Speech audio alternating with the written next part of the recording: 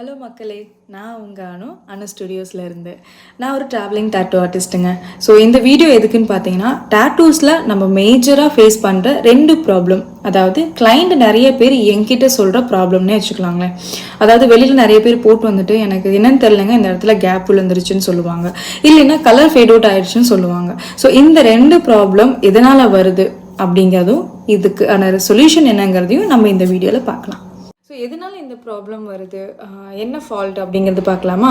S, tattoo artist சைடும் சில fault இருக்குது அண்ட் கிளைண்ட் சைடும் சில ஃபால்ட் இருக்குது. ஃபஸ்ட்டு டேட்டூ ஆர்டிஸ்ட் சைடு என்னென்ன ஃபால்ட் இருக்குதுன்னு நம்ம பார்க்கலாம். ஃபர்ஸ்ட் ஒன் வந்து பார்த்தீங்கன்னா குவாலிட்டி இல்லாத இங்க். ஸோ குவாலிட்டி இல்லாத இங்க்னால கலர் ஃபேட் அவுட் ஆகிறதுக்கான சான்சஸ் அதிகமாக இருக்குது அண்ட் சம்டைம்ஸ் உங்களுக்கு இன்ஃபெக்ஷன் ஆகிறதுக்கான சான்சஸும் அதிகமாக இருக்குது. And second one, tattoo needle. அதாவது ஒரு ஸ்கின்குள்ளே எந்த அளவு டெப்த் வந்து நீடில் கொண்டு போகணும் அப்படிங்கிறது ப்ராப்பராக ஹேண்டில் பண்ணாமல் இருக்கிறதுனாலையும் நமக்கு இந்த டேட்டூ இங்க் வந்து ஃபேட் அவுட் ஆகிறதுக்கோ இல்லை வந்து கேப் விழுகிறதுக்கோ சான்சஸ் இருக்குது. ஸோ இது 2வது ரீசன்.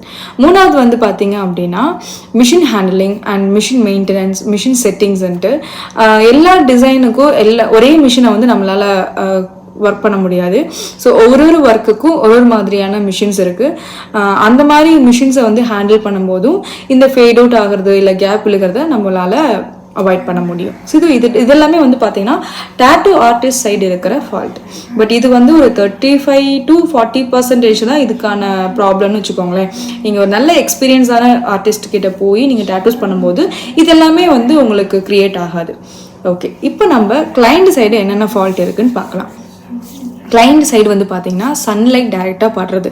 டேட்டூஸ் மேலே சன்லைட் டைரெக்டாக படும்போது கண்டிப்பாக வந்து கலர் ஃபேட் அவுட் ஆகிறதுக்கு சான்சஸ் அதிகமாகவே இருக்குது. இது ஃபர்ஸ்ட் ரீசன். செகண்ட் ஒன் வந்து பார்த்தீங்க அப்படின்னா அதை கேர் பண்ணுறது. டேட்டூ பண்ணதுக்கப்புறம் அந்த ஹீலிங் ப்ராசஸில் எப்படிலாம் நீங்கள் வந்து அதை கேர் பண்ணணுங்கிறது கண்டிப்பாக உங்கள் ஆர்டிஸ்ட் வந்து உங்களுக்கு எக்ஸ்பிளைன் பண்ணியிருப்பாங்க. எவ்வளோ டேஸ்க்கு நீங்கள் வந்து தண்ணி படாமல் பார்த்துக்கணும், எப்படிலாம் வந்து நீங்கள் ஆயில் அப்ளை பண்ணணும், எந்த மாதிரி ஆயில் அப்ளை பண்ணால் உங்களுக்கு வந்து அது பிரைட்டாகவோ இல்லை வந்து ஃபேட் அவுட் ஆகாமல் இருக்கும் அப்படிங்கிறதுக்கானதெல்லாம் உங்களுக்கு கண்டிப்பாக அவங்க எக்ஸ்பிளைன் பண்ணியிருப்பாங்க.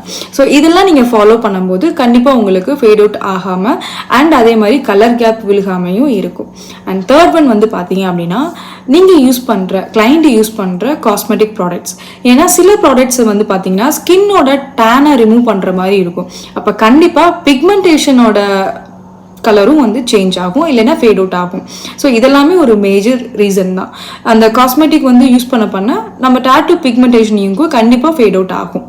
அண்ட் ஃபோர்த் ஒன் வந்து பார்த்தீங்க அப்படின்னா கிளைண்டோட ஸ்கின் அண்ட் அவங்களோட பாடிஸ்.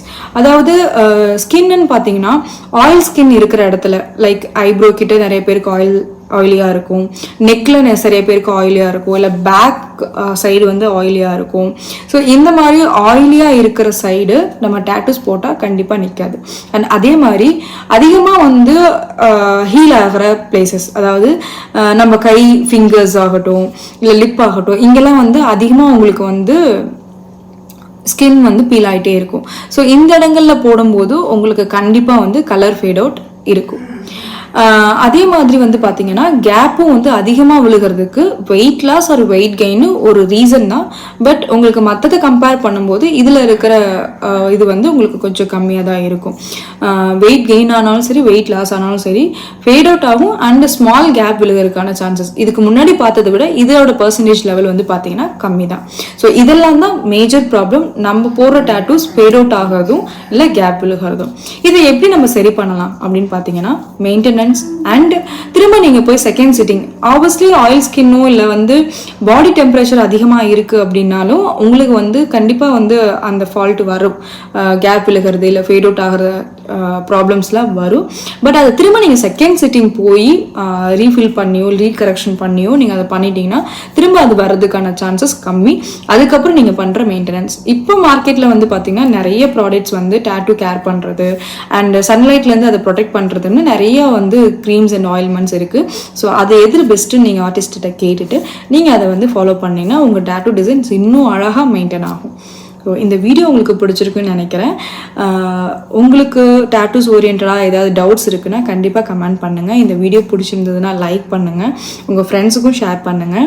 இந்த மாதிரி உங்களுக்கு டேட்டூ ஓரியன்டான டவுட்ஸ் இருக்குது, இல்லை இப்போ நான் பண்ண வீடியோக்கான ஃபீட்பேக்காக இருந்தாலும் கண்டிப்பாக கமெண்ட் பண்ணுங்கள், இல்லை என்னோடய வாட்ஸ்அப்புக்கு உங்களோட ஃபீட்பேக்கை மெசேஜ் பண்ணுங்கள்.